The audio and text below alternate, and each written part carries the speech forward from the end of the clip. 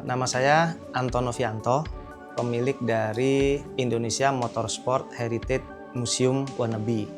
Museum sih memang, tapi mungkin bukan atau belum museum yang benar gitu ya, benar.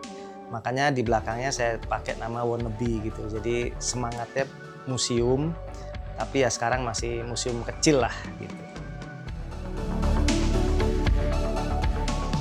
Dulu saya pernah kuliah di Tokyo di Jepang, itu tahun 2001. Nah kebetulan dulu itu sekitar 100 atau 200 meter dari dorm itu ada showroom besar Toyota, itu namanya Megaweb. Dia mempunyai satu divisi yang museum. Nah yang saya suka itu di situ ada satu tempat yang memang memajang khusus mobil-mobil balap ya. Tempat itu juga bercerita, ada dinding yang menceritakan kegiatan motorsport Toyota dari tahun mungkin 60-an, ikut balap, rally, formula dan sebagainya sampai tahun terakhir. Tapi belum terinspirasi apa-apa ya, saya suka aja nongkrong di situ. Kemudian saya balik ke Jakarta. Nah di saat itulah saya sering ketemu tuh mobil-mobil balap yang dikampakan tuh di bengkel-bengkel, tapi posisinya udah di ujung-ujung belakang gitu, udah jogrok.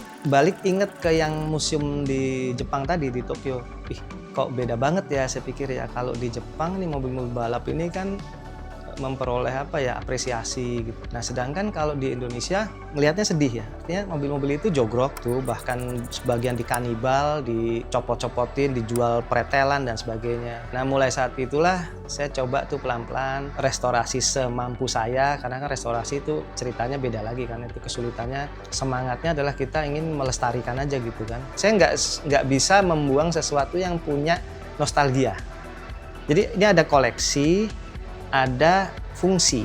Tadi kalau yang koleksi kan dia cari mobil yang punya nostalgia dengan dia dong, yang oh dulu gua pakai DX, gue sekarang cari DX lagi gitu kan.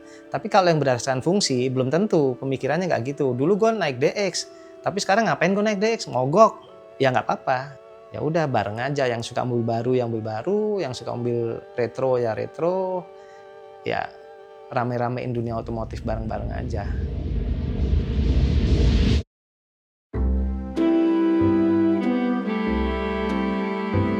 Ada Starlet yang balap di Indonesia dulu kan, itu Starlet KP 47. Untuk tahun 70-an dengan mesin 1300 cc dia sudah 200 horsepower.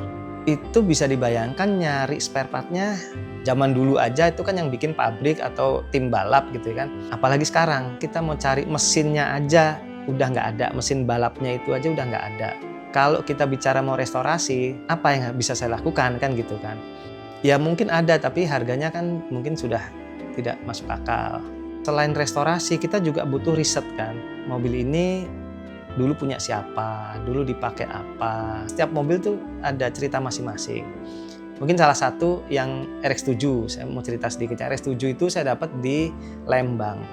Kondisi jogrok, tapi ada satu saya ingat itu di RX-7 itu adalah di kap mesinnya. Kap mesinnya itu ada sirip hiu gitu. Saya ingat banget zaman dulu kan saya nonton di Ancol itu, waktu itu Bapak HMP ya, Hutama Mandala Putra, balap pakai RX-7 dari Jepang, warnanya pink.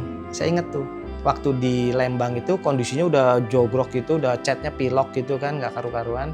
Ya sekarang mobil itu ada di garasi saya untuk merestorasi, untuk menjadikan mobil ini proper, layak untuk di display menjadi suatu museum.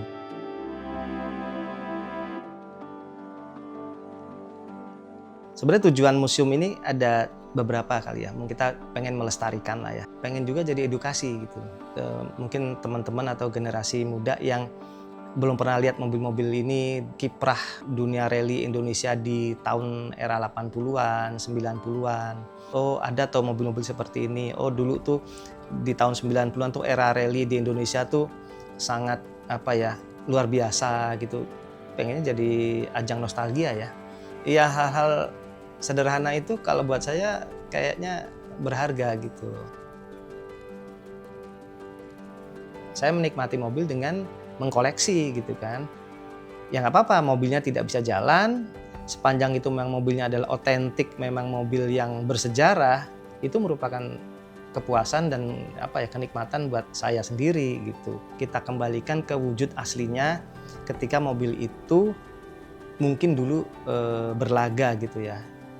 Ya sebisa mungkin dengan spare part aslinya, dengan kondisi aslinya, tidak menggunakan hal-hal yang lebih modern. Oh ini kita akalin aja pakai barang yang ini lebih bagus nih, lebih mudah, lebih ini. Nah itu kan jadinya fail ya menurut saya.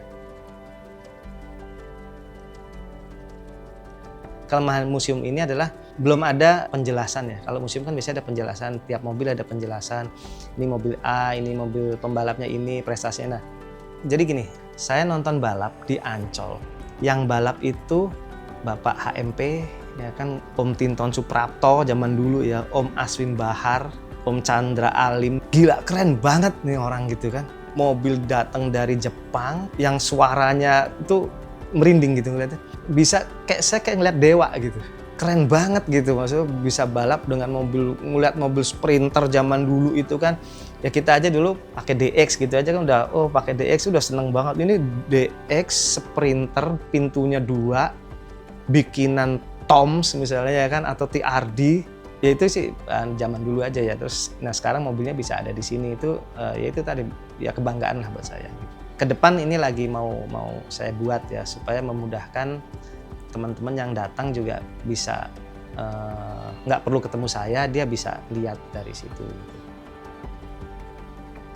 Sebenarnya ada beberapa mobil-mobil yang bersejarah yang kondisinya masih di luar, pengen saya ambil gitu ya. Sekarang udah beda dengan dulu gitu kan, karena harganya juga udah semakin mahal.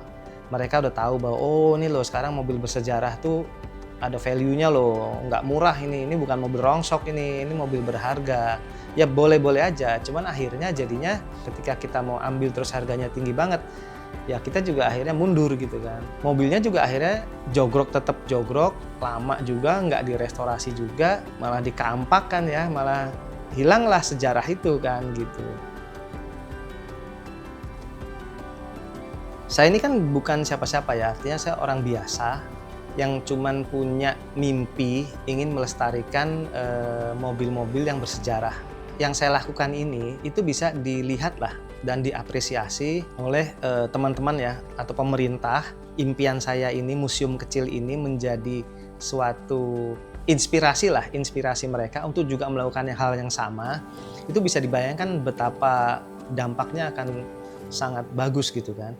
Dan kita mungkin nggak akan kalah dengan museum-museum di luar negeri, di Jepang, di Eropa, yang di sana mereka sudah melakukan itu sebenarnya.